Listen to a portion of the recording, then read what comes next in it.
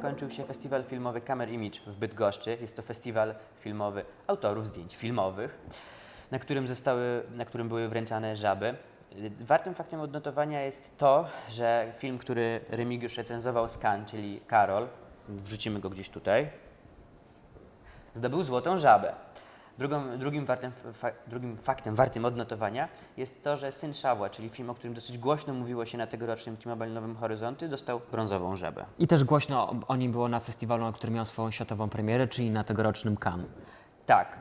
Poza tym na festiwalu była też wystawa zdjęć kanadyjskiego muzyka Briana Adamsa. Natomiast my Was zdecydowanie zachęcamy do tego, byście pojechali do Torunia i tam w Galerii Tumult obejrzeli wystawę Malkowicz Sandro Millera.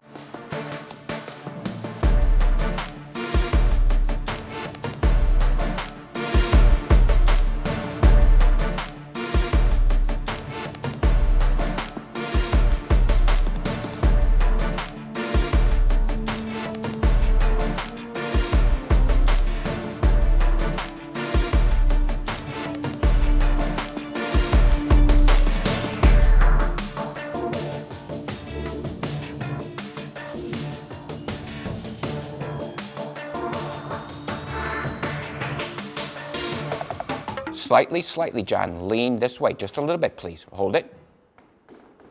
Beautiful, beautiful, John.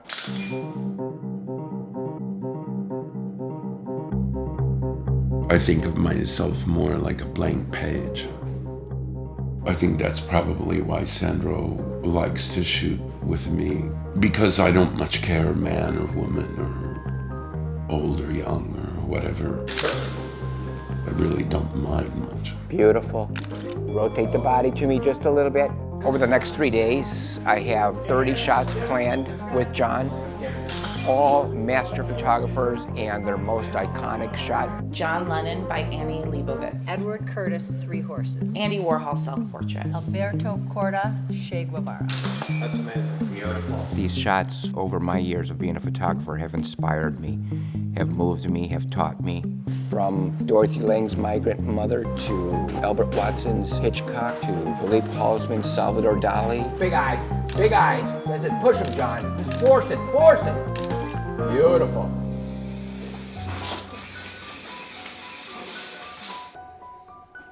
To watch John transform himself from character to character in just a matter of seconds, it's just amazing. Exactly, John. Exactly. One particular shot that I recreated was Deanne Arbus's The Twins. And John had to play both twins. First, the little girl who was going, "Why are you taking my picture? Why am I standing here and letting you take my picture?" And then having him then quickly morph himself into the other sister goes, "I love that you're taking my picture." Softer smile, almost a hum. Almost a hum. There you go. Beautiful. I mean, he nailed both of those very, very small, intricate little, just those little thoughts that were going through these little girls' minds when they were getting photographed. It's those little pieces in that image that makes that image for Deanne so powerful. And John pulled that off so beautifully. I'm someone who can lose myself very easily. If I go see a play, even if I've already seen it 38,000 times, even if I don't want to be there after 30 seconds, I forget that. And I'm just following the play like a little kid, really. So let's say I'm kind of capable of belief, at least inside the theater or inside a frame, I'm capable of belief. It's a facet of my personality. Then allows me to observe very quickly the kind of critical elements of something, like a pig might smell truffles. I could just understand, okay, what does this photo tell me? And now I'm gonna walk inside it and I'm gonna tell you that, what it told me. That's a very kind of intense, strange ride. Beautiful. Lean this way just a little bit, John. Beautiful. Tilt the head just a little bit. In my life, there are people, and Sandro is one of them now, that I've worked with over and over and over. And it's always been easy, it's always been fun, it's always been worthwhile. That's actually kind of joyous meeting when you find people like that. It's 3 in the morning, and he's taking this photograph at 3 in the morning. Tired, and weak. I've always really liked his photography, obviously, but also the ideas, the things he's come up with. They're like little plays, in a way. He's like a general. I mean, he is like looking at you, and he looks at you, you know you're fucking talking to somebody powerful. You know, you get that in the way he's holding himself. He was a son of a bitch.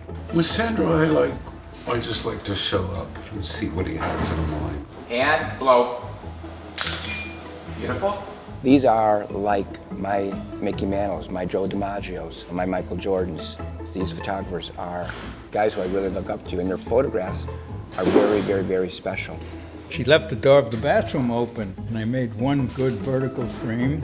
She turned around and said, "Oh, you naughty man." I was ready to retreat, but she turned back to doing her hair, and she didn't care. Does the derriere match up? Not quite. I remember it was back in probably about 1976. I was reading a magazine called American Photography, and I ran across these images by Irving Penn. It was that Picasso shot particularly that just absolutely hit me over the head and just changed my life. It was so dynamic, so incredibly engaging, and so beautifully lit. When I saw that portrait, I knew what I needed to do in my life. It's about trying to get into the heads of these photographers and dissecting what they were doing at that moment, what was going on, the emotion that they were trying to draw out of their subject. Just add that. You know, how Irving Penn approached Picasso. Where were those two geniuses at as that photograph happened?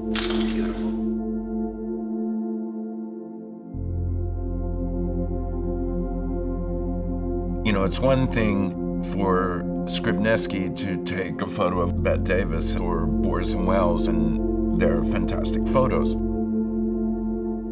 But to recreate them when you don't have Orson Welles and Bette Davis is an altogether more difficult task.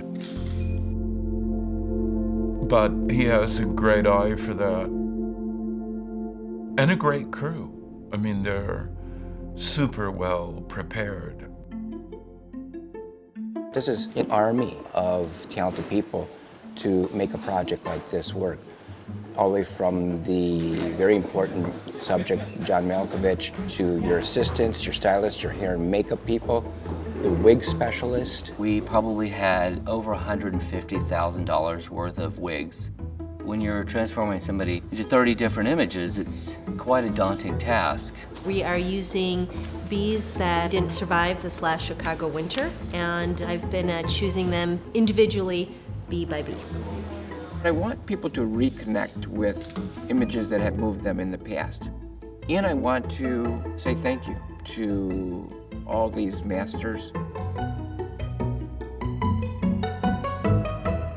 Bardzo ciekawe jest też to, że w tym roku był konkurs pilotów seriali i były wyświetlane w tym konkursie m.in. piloty takich seriali jak Fargo czy Detektyw. To jest też właściwie całkiem frapujące, że na festiwalach filmowych zaczynają już wchodzić seriale, więc to jest do przemyślenia. Ale my przede wszystkim pojechaliśmy do Bydgoszczy nie po to, żeby oglądać piloty seriali, Etiudy studenckie, teledyski. czy na przykład filmy pełnometrażowe, ale po to, by nagrać specjalnie dla Was znakomitych gości, bo lubimy rozmawiać. Bo lubimy rozmawiać, a Camerimage ma to do siebie, że naprawdę ściąga prawdziwe osobowości świata filmowego. W tym roku nagraliśmy dla Was m.in.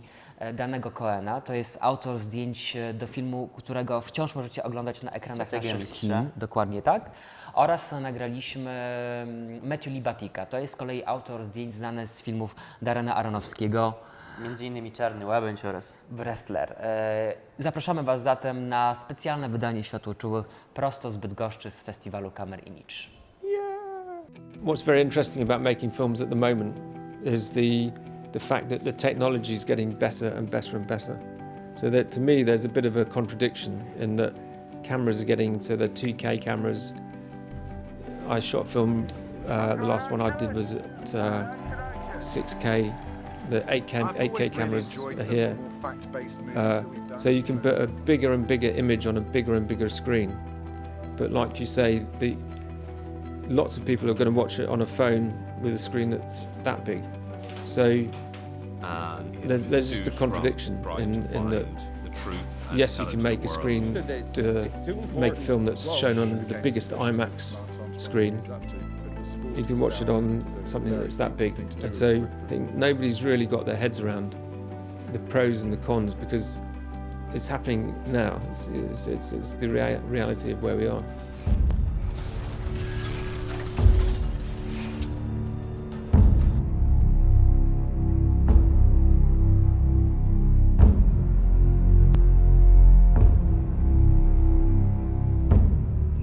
We had one movie where we took a break from each other, which was The Wrestler, and the very next film was Black Swan.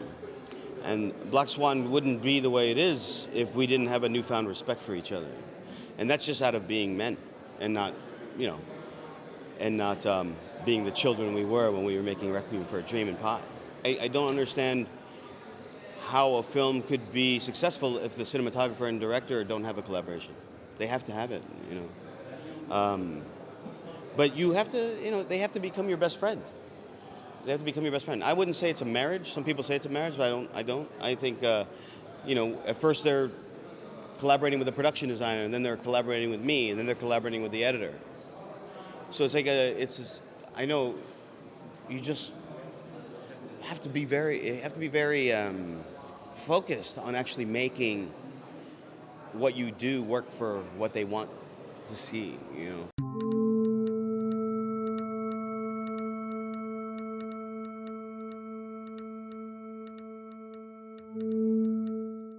Właśnie zakończył się... Nie. No kurde, no! Jurek, po co zmieniałeś wersję po 5 latach? Stresuję się. Nóżkami rusza, dać lizaka. Przytuliście. Nie, tym bardziej na pewno nie. To jest dzwoni.